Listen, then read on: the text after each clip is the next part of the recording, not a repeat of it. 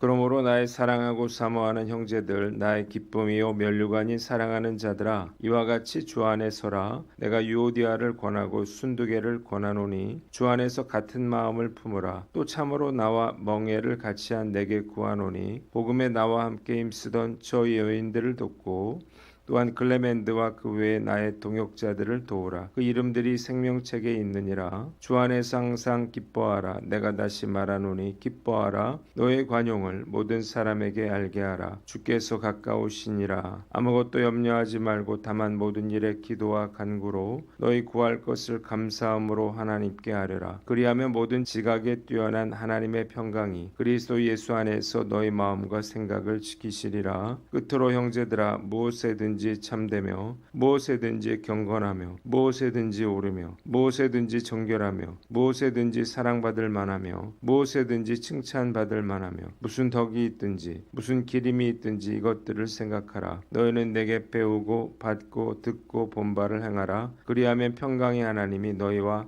함께 계시리라. 아멘. 오늘은 빌립보서 4장 말씀을 가지고 주 안에 서라는 제목으로 묵상 나눔하도록 하겠습니다. 먼저 1절로 3절인데 2절 말씀 봅니다. 내가 권하노니 주 안에서 같은 마음을 품으라 그랬습니다.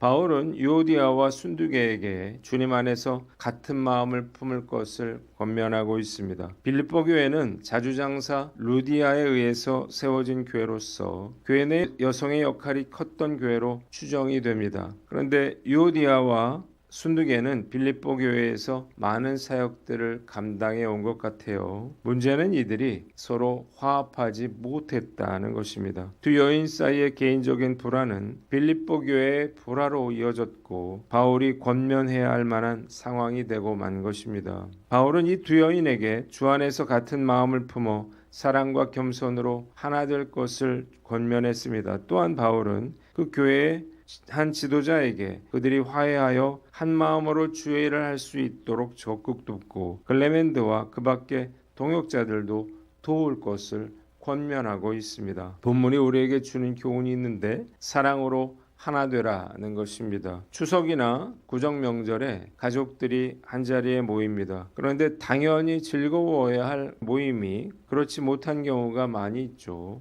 이유가 무엇인가요? 우리의 마음이 하나 되지 못하기 때문입니다. 오랜만에 만나서 마음에 쌓인 말을 하니까 다툼이 일어나게 되는 것입니다. 부부가 하나 될 때 행복한 것처럼 교회도 하나 될 때 행복한 것입니다. 물론 얼마든지 의견이 다를 수 있고 다툼도 일어날 수 있습니다. 그러나 그러한 감정이 쌓여서 불화로 이어지게 된다면 문제가 되는 것입니다. 특히 교회 리더들 간의 불화는 교회의 분열로 이어질 수도 있습니다. 하나님을 섬기는 일을 하면서 다툼이 일어난다면 하나님이 기뻐하실 수가 없겠죠. 다투는 최선보다 화목한 차선이 낫다는 사실을 알아야 합니다. 그러기 위해서 필요한 것은 뭘까요? 우리 마음에 사랑과 겸손의 마음을 갖는 것입니다.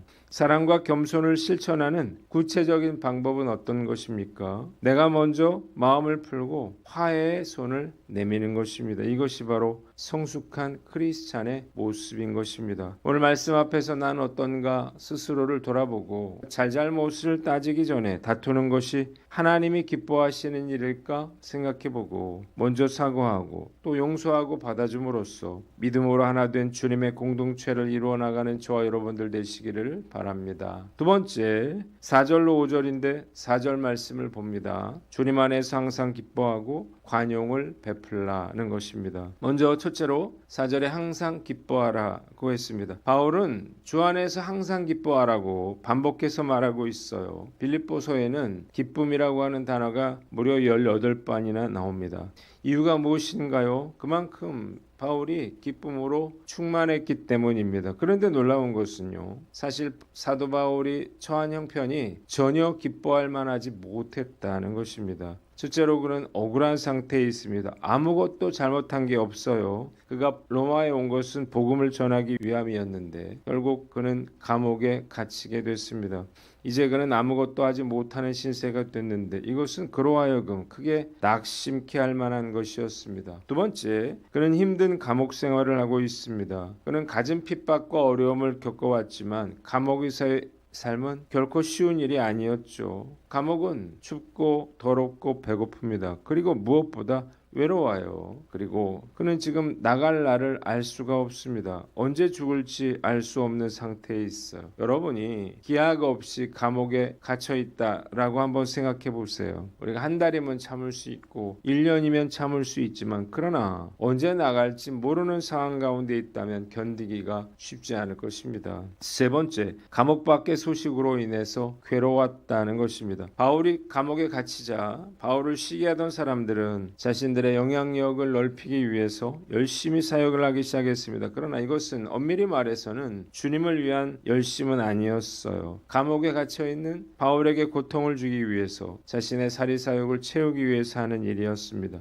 바울이 얼마나 낙심이 되고 절망이 되고 우울했을까요? 그럼에도 불구하고 바울은 빌립보 교회 성도들에게 항상 기뻐하라 말하고 있습니다. 이유가 무엇입니까? 그가 주님 안에서 진정한 기쁨을 누리고 있기 때문입니다. 세상의 기쁨은요, 감정과 상황에 따라서 얼마든지 달라질 수 있는 것이지만 주 안에서 누리는 기쁨은요, 모든 것을 초월하는 기쁨이었기 때문입니다. 그래서 그가 낙심되는 상황을 넘어서고 있는 것입니다. 두 번째 5절 관용하라고 했습니다. 바울은 너의 관용을 모든 사람에게 알게 하라고 했는데 관용을 베풀되 모든 사람에게 베풀라는 것입니다. 이유가 있어요. 주의 재림의 때가 점점 가까이 오고 있기 때문입니다. 주의 재림의 때에는 선악간에 사람들의 모든 행위가 낱낱이 드러나게 될 것입니다. 따라서 그리스도의 재림을 기다리는 성도들은 다른 사람에 대해서 관대함을 잃어서는 안 되는 것입니다. 본문이 우리에게 주는 교훈이 있는데 기뻐하고 관용하라는 것입니다. 기뻐하라 하는 건요 명령이에요. 슬픔도 주의 섭리 가운데 해석하면 얼마든지 기쁜 일이 될 수가 있습니다. 그러기 위해서는 우리가 늘 주님 안에 거하려고 노력하고 모든 것이 합력하여 선을 이룰 것을 믿고 기뻐하는 것을 습관으로 들여야 합니다. 바울이 항상 기뻐하라 말하면서 모든 사람에게 관용하라고 말한 이유는 무엇일까요? 관용하고 너그럽게 대할 때 주님께서 주시는 평강과 기쁨을 누릴 수 있기 때문입니다. 또한 마음이 기쁜 사람은요 누군가의 잘못에 대해서도 너그러워질 수가 있습니다. 오늘 하루도 우리가 주님 안에 거하고 주님께서 다시 오실 날을 기대하며 항상 기뻐하고 주변 사람들을 너그럽게 대하는 저와 여러분들 되시기를 주님의 이름으로 축원합니다. 마지막으로 6절로 9절인데 6절을 봅니다. 아무것도 염려하지 말고 모든 일에 기도와 간구로 감사함으로 하나님께 아뢰라 그랬습니다. 사도 바울은 항상 기뻐하라 말하면서 세 가지를 강조하고 있습니다. 아무것도 염려하지 말고 다만 모든 일에 기도하고 간구하고 너의 구할 것을 감사함으로 하나님께 아뢰라고 하는 말이에요. 사실 기도하고 간구하고 아뢰라는 말은 같은 말이죠. 그런데 바울이 이 똑같은 말을 세 번이나 연속해서 말하고 있는 이유가 무엇입니까? 제발 염려하지 말고 기도를 하라는 것입니다.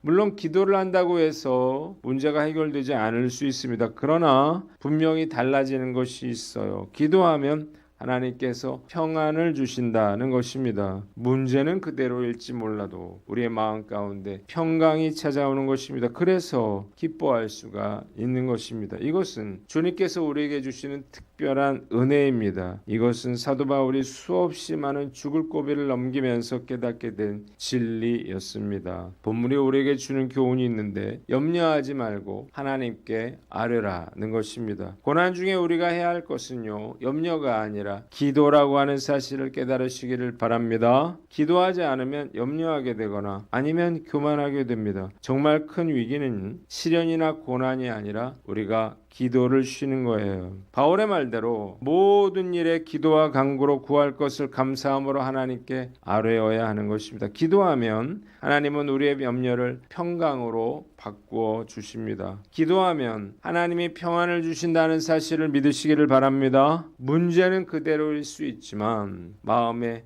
평강이 찾아오는 것입니다. 이것은 주님께서 우리에게 주시는 특별한 은혜인데요. 예를 들어서 남편이 실직을 당했다고 생각해 봅니다. 질병에 걸리고 또 사고를 당했다고 생각해 봐요. 그럼에도 불구하고 기도하면 마음의 평안을 얻게 되는 것입니다. 이것이야말로 사도 바울이 수없이 많은 죽을 고비를 넘기면서 깨닫게 된 진리였습니다. 그래서 그는 항상 기뻐할 수가 있었던 거예요. 사실 우리는 염려할 수밖에 없죠. 예전에 유가와 원자재 폭등으로 난리를 쳤고요. 그 이후에는 경제 위기를 맞아서 국가부도 사태를 경험했습니다. 신종플루나 메르스로 온 나라가 떠들썩했고 북한 핵 문제로 인해서 온 나라가 전쟁의 공포에 떨었었습니다. 코로나 때는 전 세계가 난리였고요. 코로나 이후에는 전 세계 전쟁이 끊임없이 이어지고 있습니다. 세상에는 많은 염려거리가 산재해 있어요. 늘 먹고 사는 것을 걱정하고 자식 때문에 건강 때문에 염려하고 노후는 또 어떻게 살아야 할지 두려워하고 있습니다. 인간은 숨을 쉬지 않고는 살 수 없는 것처럼 염려하지 않고서는 살 수가 없는 것처럼 보입니다. 그러나 절대 염려하고 좌절하고 주저앉아 있어서는 안 될 거예요. 그럴수록 우리가 하나님께 기도하며 모든 상황을 아뢰어야 하는 것입니다. 미국의 에드영 목사가 이런 이야기를 했습니다. 어린 시절 아버지와 함께 저녁에 동네 가까이에 있는 호수로 갔어요. 일몰이 화려했습니다. 그것을 보는 것이 장관이었습니다. 한참 시간을 보내고 날이 어두워졌을 때 물뱀이 물가로 몰려왔어요. 그래서 겁에 질려 있을 때에 아버지가 돌아가자 말하면서 아빠 등에 업히라는 거예요. 아빠가 그를 업고는 손전등을 켜고 그 겁나는 물뱀이 있는 곳을 빠져나왔다는 것입니다. 하나님께서 오늘 이 시간에 내 등에 업혀라 말씀하고 계십니다.